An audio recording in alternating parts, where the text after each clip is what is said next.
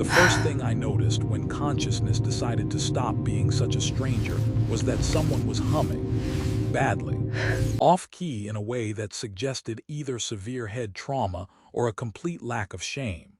Since I was reasonably certain I was the one with the head trauma, that narrowed down the possibilities.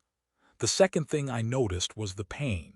Sharp, insistent, radiating from my ribs like someone had decided to use them as a xylophone. The battle on Epsilon Station came back in fragments. Plasma fire, the acrid smell of melting bulkheads, Jenkins screaming something about a breach before the ceiling introduced itself to my skull. "You're awake," a voice said, soft and entirely too close. "Try not to move. Your third and fourth ribs have opinions about sudden movements." I forced my eyes open, which felt like lifting blast doors with my eyelids. The medical bay swam into focus, emergency lighting casting everything in that special shade of "something has gone terribly wrong." But the evacuation alarms had stopped, which meant either we'd won or everyone else had already left. Neither option explained the fingers currently tracing the edges of my wound with unsettling intimacy. "Medical staff evacuated," I managed, my voice scraped raw. 12 hours ago." Yes, they were in quite a hurry. "Left a mess, honestly. Your people have no organizational system for trauma supplies. I found the dermal regenerator next to the lunch rations." The fingers paused. "Who stores medical equipment with food? Is this a human thing?" I turned my head, already reaching for the plasma pistol that should have been on my hip and naturally wasn't. Because the universe had a sense of humor, and today I was the punchline. She sat beside the medical cot, close enough that I could see the faint luminescence in her skin, a telltale sign of Althian biology under stress. Everything else about her screamed human: dark hair pulled back in a practical braid, strong features, the kind of face you'd see on any colony transport. Except for the ears. They swept back from her temples in elegant points, catching the emergency lighting like polished bronze. An Althian here, touching me. "If this is an interrogation," I said, "you're doing it wrong. Usually there's more shouting. Sometimes cattle prods." Her mouth quirked. "I've never understood cattle prods. Your species has such creative cruelty. We prefer the direct approach." She held up a medical scanner, the Althian kind that looked more like jewelry than technology. "Your lung was punctured. I've sealed it, but you'll want to avoid anything strenuous. Comedy, heavy lifting, existential dread, the usual restrictions." "Comedy's out. There goes my evening." "You're being remarkably calm about this." She returned to her work, applying something that looked like liquid silver to the wound. It felt cool, then warm, then like nothing at all as the pain simply stopped existing. Blood loss does that, makes everything feel like a weird dream.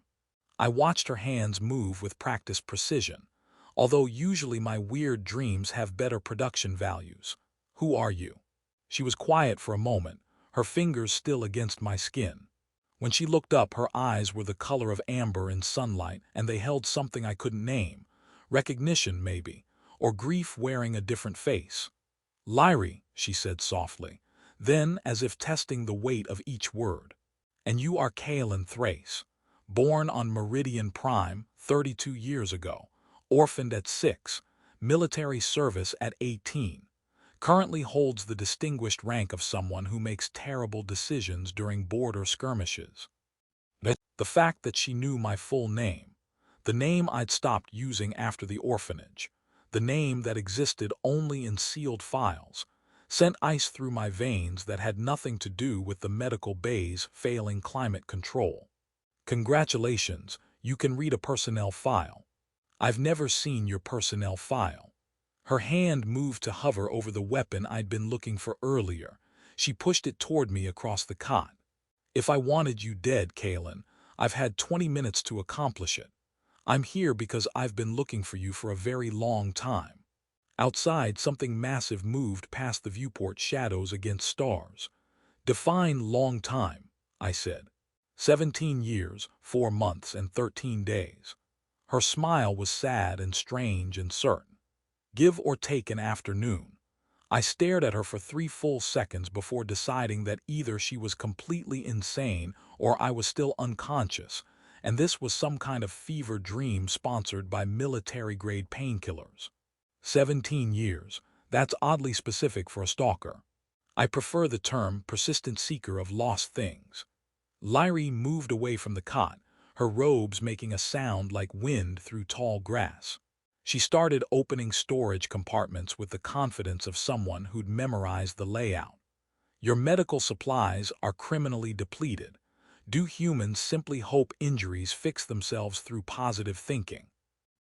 We call it budget constraints. I sat up slowly, testing whether my ribs would stage a rebellion. They considered it but ultimately decided against mutiny. Whatever she'd done had worked impossibly well. How do you know this ship's layout? I studied the schematics. 18 variants of this class, actually. Your species builds everything with the same 7 templates and just shuffles the furniture. She produced a ration pack from somewhere, examined it with visible skepticism, then tossed it to me. Eat.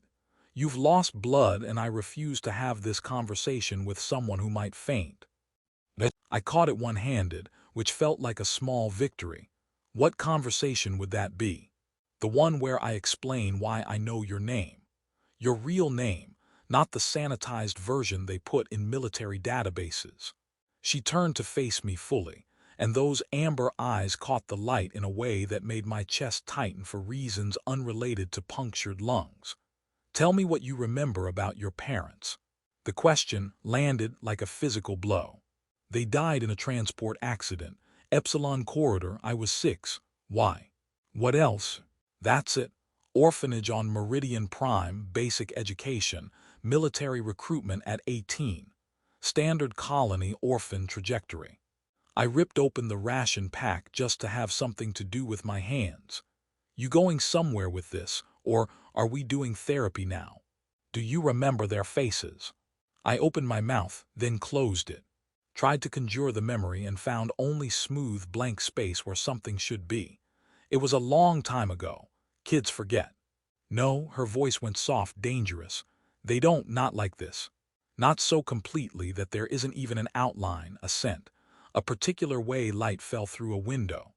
She moved closer, and I caught the faint scent of ozone and something floral that didn't exist on any human world I knew.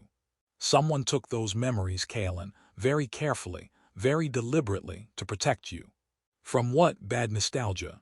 From people who wanted you dead before you could become what you were meant to be. She gestured at the viewport where those massive shadows still moved in the darkness. My people are out there, 12 warships last count. They're not here for a social call. They're here for me. I laughed, except it came out wrong. I'm a grunt with mediocre performance reviews. Nobody crosses star systems for that. They don't know it's you. Not yet. They're following the same threads I did, rumors, whispers, anomalies in medical records from border stations. Someone who heals too quickly. Someone whose genetic markers don't quite match the baseline human template. She pulled a small device from her robes, something that looked like a crystal wrapped in living metal. It pulsed with soft light. I've been tracking you through 6 sectors, following every time you should have died and didn't. Every injury that healed just slightly faster than human physiology allows. So I'm lucky, sue me. Luck doesn't explain why your blood contains traces of Althian genetic markers. She held up the device, and it pulsed brighter, resonating with something I couldn't hear but could feel in my bones. Luck doesn't explain why I watched you grow up in gardens beneath twin moons, or why I can still hear you laughing while you chased shimmerflies through grass that hasn't grown on that world in 17 years. The ration pack slipped from my hands. That's not possible. Your parents were building bridges, Kaelin, between your people and mine. They believed we didn't have to destroy each other over territory and resources and ancient grudges. Her hand moved to my temple, hovering. They believed it so strongly that they made you the proof. Human and Althian, woven together at a level so deep that no one could separate the threads without destroying the whole tapestry. Outside, proximity alarms started screaming. Human reinforcements, probably, or more Althian ships. Either way, the mathematics of violence were adding up to something explosive. You're saying I'm what? Some kind of experiment. I'm saying you're the answer to a question that got your parents killed. She pulled back her hand. And I'm saying that we're out of time to do this gently. The proximity alarms were now performing what could only be described as an aggressive dubstep remix, which meant we had maybe 3 minutes before someone started shooting and asking questions. Never. I swung my legs off the cot, pleased that my body seemed willing to cooperate with basic motor functions. Define gently, because from where I'm sitting, this has been about as gentle as a hull breach. I could show you. Lyrie's hand hovered near my face again, and this time there was something like hesitation in the gesture. It's faster than explaining, but humans find neural interface unsettling. More unsettling than learning I'm apparently a science project with identity issues. Fair point. Her fingers touched my temple, featherlight, and the world inverted. I was 6 years old and the sky had 2 moons, and everything was wrong and right simultaneously. Gardens stretched in geometric patterns that hurt to look at directly. Plants that grew in spirals and bloomed in colors that didn't have names in any human language. A woman laughed nearby, her voice familiar in a way that made my chest ache. My mother, I knew without knowing how I knew. She was talking with a man whose ears swept back like Lyrie's, gesturing at something that looked like a sculpture made of frozen starlight. Then I was running, chasing something small and luminescent that left trails of silver in the air. Shimmerflies, some distant part of my mind supplied. I knew their name. I knew how they tasted like sugar and electricity if you caught them right. And I knew the woman running beside me, younger but unmistakable, her dark braid flying behind her as she laughed at my terrible hunting technique. You have to be patient, she said, except she wasn't speaking standard or any human dialect. The words were Althian, flowing and musical, and I understood them perfectly. They respond to stillness, not chaos. Chaos is more fun, I said in the same language, and she laughed again. The memory fractured like glass. Fire, screaming, smoke thick enough to choke on. Strong arms lifting me, carrying me through corridors that twisted wrong, emergency lighting painting everything red. Lyrie's face, younger, terrified, pressing something small and warm into my hands. Keep this safe, she whispered. Keep yourself safe. I'll find you, I promise I'll find you. Then soldiers, human soldiers, and they were pulling us apart, and I was screaming her name except it came out wrong, distorted, and she was shouting something that got lost in the chaos, and then nothing. Smooth blank space. Memory edited with surgical precision. I gasped back into the present, stumbling against the cot while Lyrie caught my arm. The medical bay felt aggressively real after the dreamlike quality of the memory. That was you were. I was assigned as your guardian when the cultural exchange began. You were 4. Her voice carried 17 years of grief compressed into each word. I failed. The compound was attacked. Your parents were killed, and you were taken into protective custody by human forces who decided your continued existence was a security risk. So they just erased me. My hands were shaking. I pressed them against my thighs, willing them to stop. Dropped me in an orphanage with a new history. They thought they were saving you. Both sides had extremists who wanted the peace talks to fail. A child who embodied cooperation between species was either a symbol or a target, depending on who found you first. She moved to a console, her fingers dancing across controls. Your parents' work, the genetic integration, the cultural protocols, all of it, was classified and scattered. But they were clever. They hid the important pieces in the one place no one would think to look. In me. In you. She pulled up a holographic display that looked like a DNA strand having an existential crisis. Human and Althian markers twisted together in patterns that shouldn't work but somehow did. This is what your blood sample shows. This is why you heal faster, why you can survive injuries that should kill you, Why you've never gotten sick from exposure to Althian bioforms that send most humans into anaphylactic shock. This is also why I've spent my entire adult life feeling like something's missing.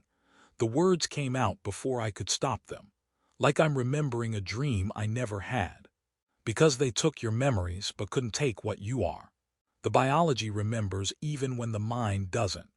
She closed the display with a gesture that looked like someone sealing a coffin. Your parents were 3 months from completing their work when they died. They were developing technology that would allow both species to occupy the same space through dimensional phasing. No more fighting over territory because there would be enough space for everyone. The ship shuddered. Something large and violent had just happened in the near vicinity, possibly involving explosives. So what now? You found me. Congratulations. What's the prize? Larry looked at me with those amber eyes, and I saw something there I'd been avoiding naming. Now we finish what they started. Together. The ship shuddered again, harder this time, and somewhere in the distance metal screamed against metal in a way that suggested our current accommodations were about to become significantly less hospitable. I grabbed the weapon Larry had returned to me earlier, checking the charge out of pure habit.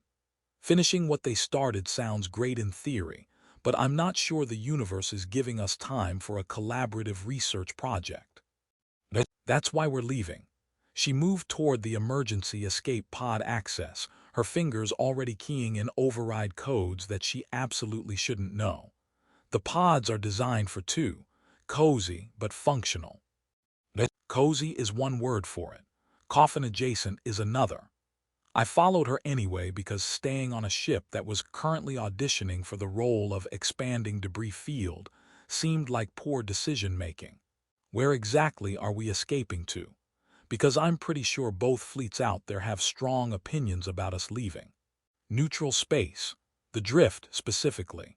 The pod door hissed open, revealing an interior that looked like someone had tried to make a closet comfortable and given up halfway through. It's ungoverned, largely unmapped, and filled with enough spatial anomalies that neither side patrols it regularly. There's a reason for that. The drift eats ships. Only the ones that don't know what they're looking for. She stepped inside, settling into one of the two seats with practiced ease. I've made the journey 4 times while searching for you. It's perfectly safe if you understand the navigation patterns. You understand, I'm hearing, perfectly safe, from someone who just admitted to traveling through a region called the Drift 4 separate times, which suggests either remarkable bravery or a concerning relationship with self-preservation. I dropped into the second seat, immediately regretting every life choice that had led to this moment. The pod was definitely designed by someone who believed personal space was a character flaw. Larry's fingers moved across the launch console. Your parents maintained a research facility there. Hidden, shielded, protected by enough gravitational anomalies to discourage casual visitors. That's where they kept the primary research, the actual working prototypes of the dimensional phasing technology. She paused, her hand hovering over the launch activation. It's also where they kept records of you. Videos, genetic samples, cultural integration protocols. Everything you were before they made you forget. The weight of that statement settled somewhere behind my ribs. You're saying I can get it back, the memories. Some of them. Neural editing leaves scars, but there are ways to work around the damage. She turned to look at me, and in the pod's close quarters there was nowhere to hide from the intensity of her gaze. I won't lie to you, Kaylin. What I'm offering isn't simple. Your parents' research made you a target 17 years ago, and it will make you a target again. Both human and Althian factions want what you carry. Some want to use it, some want to destroy it, and very few actually understand what it means. What does it mean? It means war isn't inevitable. It means my people and yours don't have to keep killing each other over resources and territory, and the kind of tribal hatred that feels ancient but is really just exhausting. Her hand moved to cover mine where it rested on the armrest. It means you were born to be a bridge, And I spent 17 years searching for you because I believed, still believe, that bridges are worth saving. Outside, plasma fire painted the viewport in shades of violence. The battle had escalated from aggressive to enthusiastically destructive. You said you were assigned as my guardian. I kept my eyes on her face, watching for the truth beneath the words. But you've been searching for me for 17 years. That's not just duty. No, the admission came quiet, almost lost beneath the sounds of warfare. It stopped being duty somewhere around year 3. By year 7, it was obsession. By year 12, it was the only thing I had left that felt like purpose. Her fingers tightened on mine. I've dreamed about you, Kaelin. The child you were, the man you might have become. Finding you alive, grown into someone brave and stubborn and so determined to survive despite everything. It feels like recovering a piece of myself